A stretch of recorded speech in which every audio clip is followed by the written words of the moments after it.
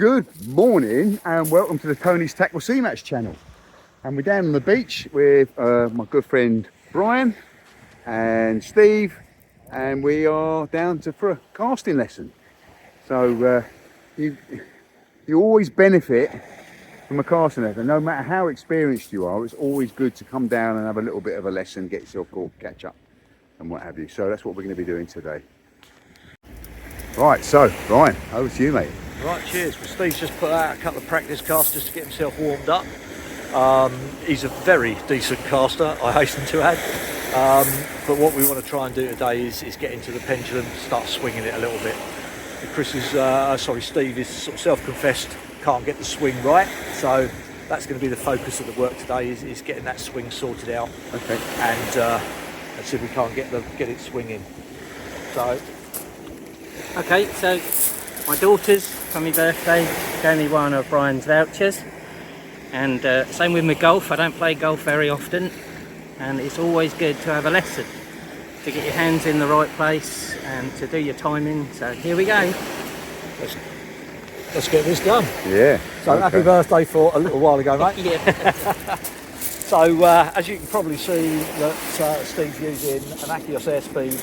And is that an Achios That's the air power and the Achios R10. The line's just gone a bit haywire in there. It's just a bit springy where it's new. Yeah. So we just get that resolved. So a monofill line, not brace. Potential. Yeah. Sort of people think you can't pendulum with a fixed ball. Sorry, you can, but you need to use something either on your finger or, as Steve's got on here, a breakaway cannon. Yeah. Which is a really useful addition. It saves stinging your finger at best and cutting it at worst. Yeah. We've seen both, so yeah. We'll take it easy. So what we're going to do to start off with is as Steve's said, he's a bit fast on the swing. We're going to work with that to start with, and see if we can slow him down and get everything in the right position. So sort yourself out a drop, which you normally do, Steve.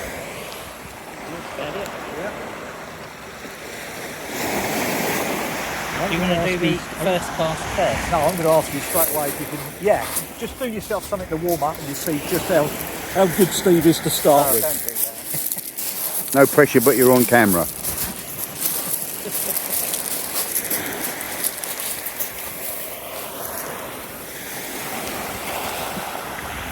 And it's landed.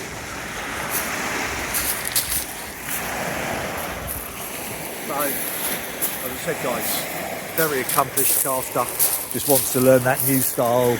As you can see, there's a lot of Steve going into that cast. You know, it's a lot of muscle to get that tip to flex like he does. And you'll see better than I can when you slow-mo this, if you like, guys. You see just how much bend he's getting into what is a reasonably stiff rod. Yeah. And what we want to do now is aerialise that swing, get him into that flow, and slow stuff down, get the arms and legs in the right position, and see just what we can do.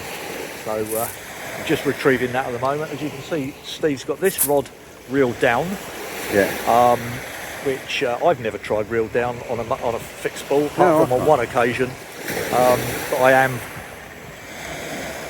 a multiplier reeled down every time.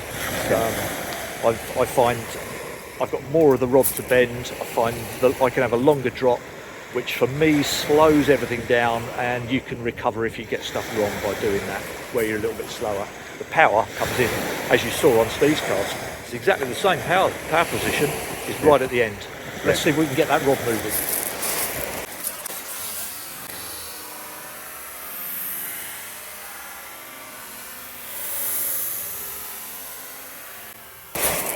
I'm going to ask first if you can get a slightly lower drop by about a foot or thereabouts. That'll do now.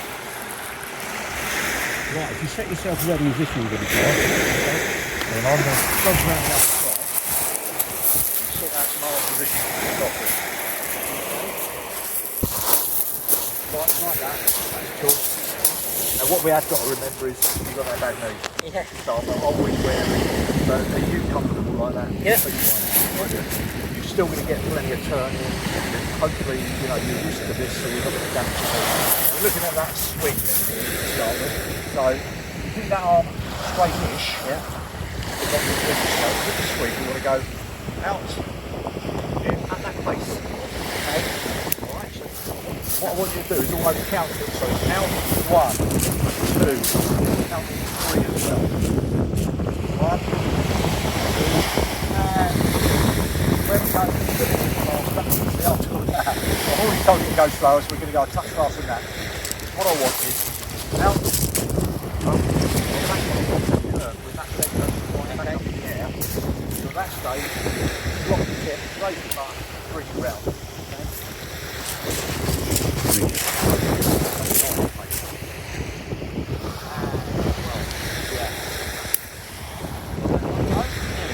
We'll ask Chris to take the camera to the safe side. Yep. Safety first on the side, guys. Stay behind it.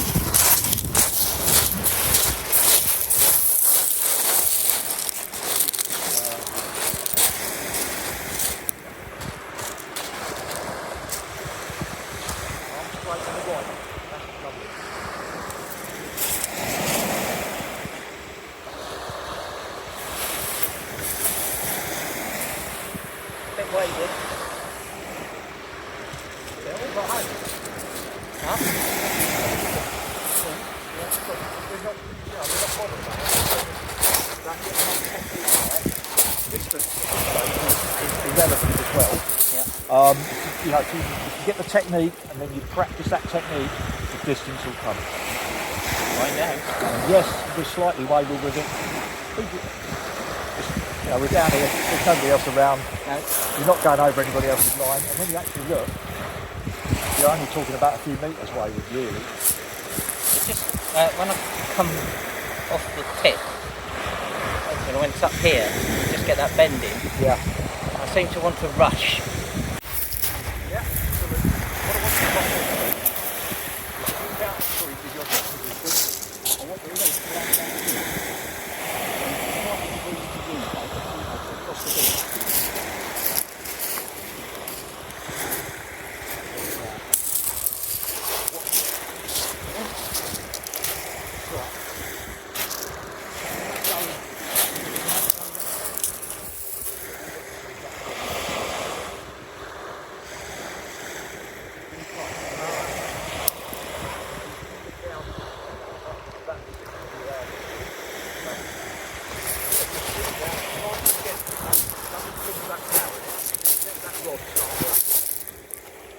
Yeah, yeah. I want to go really, really nice and gentle. Smooth is key. Keep it nice and smooth and slow.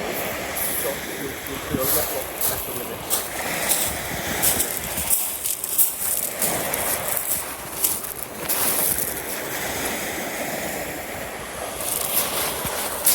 Oh yeah.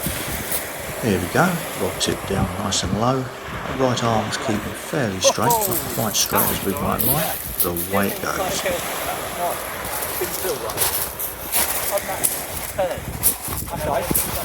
Yeah. Just on that bit there. I hope I'll review the footage later, but it looks nice and smooth. It didn't look rushed. It certainly went some distance. And straight as you like. Yeah, that was alright. Yeah. If you're in touch with it all the time, you know precisely where it is. And yeah, if you lose it, that fraction, that will throw you out. Yeah. Yeah, and you've lost It the just feels compression that's as well. happening. Yeah. Do you mind if I? Yeah, This is interesting because I've never done reel down. You wrap it too. 3 times. Oh, really? Do you want me to put it in there? The coach should know what I'm doing. Yeah, you do.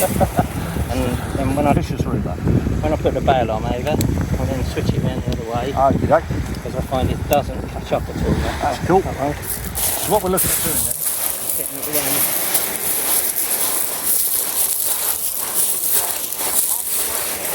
Yeah.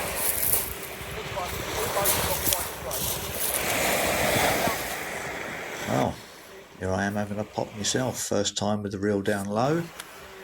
As you can see, my outswing is quite strong. It's coming up and round, tips down, but is not high enough for me. Good bit of rend in that rod though. When I saw the rod bend, it didn't flatten out. I feel mine flattens out before I come back again. if you're losing that contact with the lead, it is losing that compression, it is flattening So out. that's what makes me speed up, because I think if I go early, I'll stay with the lead. No, just let them.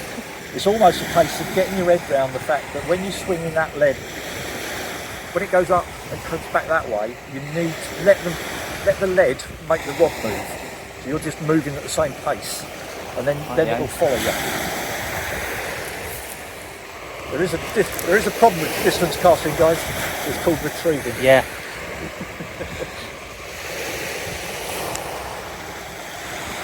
From your normal drop down about a foot. It's just to make that a little bit longer. Slow everything down, and you'll get more out of them at the same time. So it's what we need to try and do then is actually focus on making sure you're in contact with that lead 100% of the time. See, I struggle with that. Yeah, so if you're ready, absolutely. Absolutely. You know what you're doing with your kit. Fair point. Right, I'm just going to stand here for a second. So where I am is right away from the body. Gives you more Got Steve back on the rod again on slow-mo. It's a nice high arc on the lead, tips going down, butts coming up, and oh, look at the bend in that. That one's away. It's very much and where you slowed it right down, you know, it's making that massive difference. And now we've found that it's literally, you know, get that nice and smooth, but make sure you can feel the lead all the time. You know where it is. So you can concentrate on getting your head position, your arm position right, because you know where the lead is. Let it do its own thing, and it's then about building that memory muscle into it, so that you're there every time.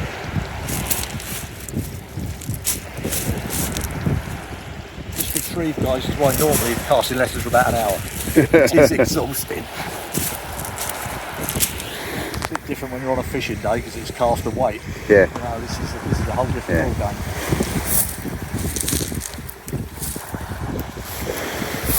And it's why we sometimes use a rubber ball so it doesn't go quite so far. Yeah. I mean, with the multi, I'll whack the brakes on, so you're not getting the distance, but you're still getting the technique right. Yeah. I wouldn't want to put a rubber ball on one of these finer tips because the drag through the air is too much for it. Absolutely. Get away.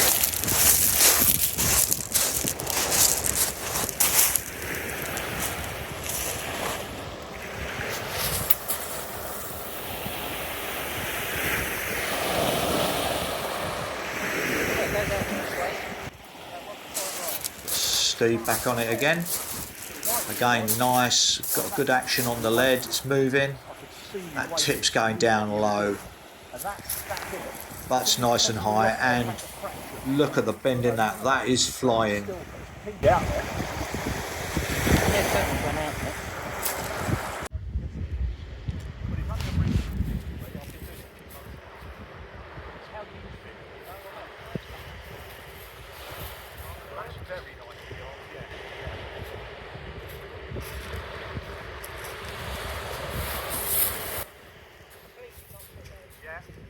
Lovely different angle from behind on this one. So see the lead moving out. Steve's moving it back across behind him. He's keeping that right arm nice and straight.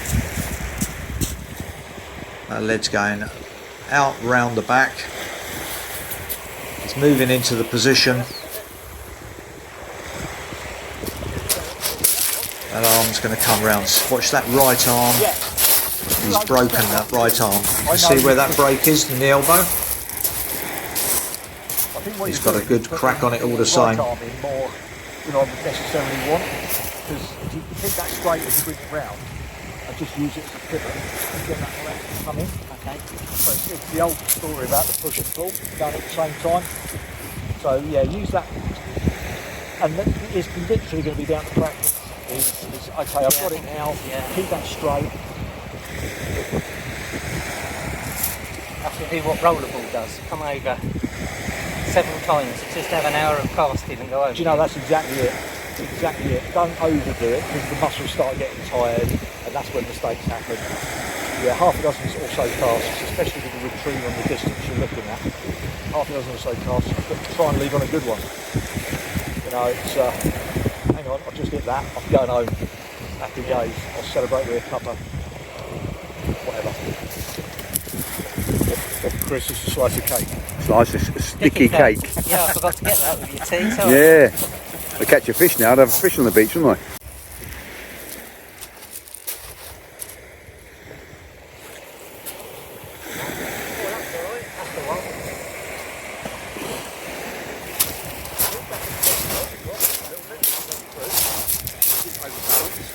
That shoulder started pushing in, so rather than all muscle, you're getting that whole shoulder going in, and that's adding body weight to the cast as well, making that rod bend a bit more.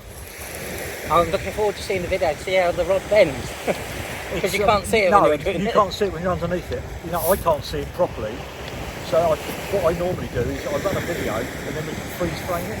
That's where you get a lot of the photographs that I post. When people are happy enough to let me do it, it's just freeze framed and it's amazing. It's that's a stiff rod you got as well. That felt very nice. Yeah. Happy day. So what we're doing, a lighter rod with the reel up.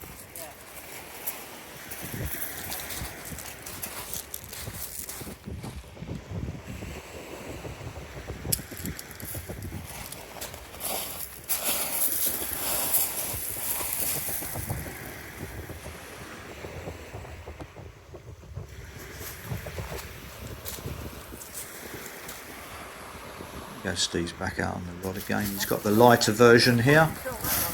He's got that tip bending before he starts moving back around, and all the time he's moving it round further and further and further. He's got more bend in that rod tip. Watch how quickly the tip recovers after he's released It's it. interesting when we review the footage back just to see how much bend is in there, because as you say, it's going through so quick. You can't see that bend properly. But the nice thing was Steve really felt where that leg was the whole time, which is what you need to be able to do. You don't want to be looking at it because it's behind you. So you do need to be able to feel where the lead is, guys, and follow it through, which is exactly what he's just done. And now he's reaping the benefits of getting exhausted reeling it in.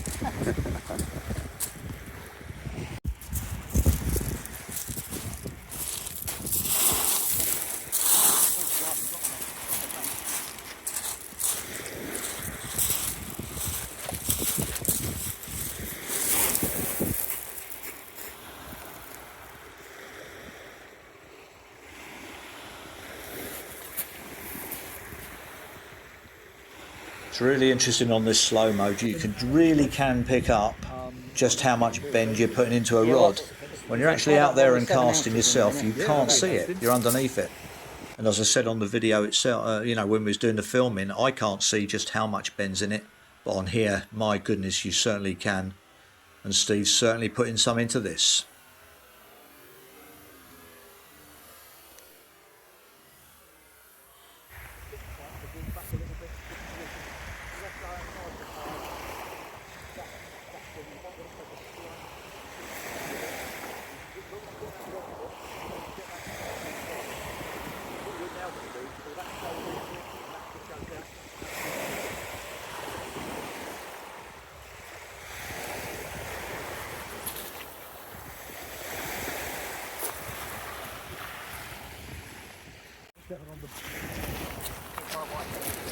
So we're now going to put a big weight on the bigger rod and see how that goes. So you're going to whack this 7 ouncer out now? Yeah, a couple of practices with the 7. And interestingly, Steve slowed everything right down. Right to the last second. And he's made a big difference. Really getting the distance with a big leg. Hang on a minute. Clear, feel clear now. I don't want a 7 ounce lead round the back of my head.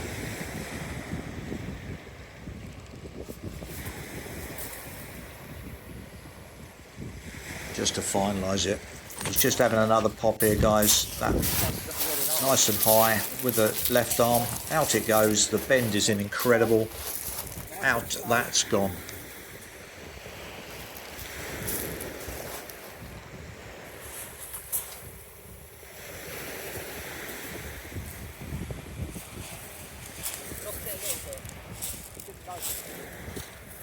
Now what's strange, if you put the reel up on this rod, it's a completely different action. Yeah, it will. It will. It's quite strange.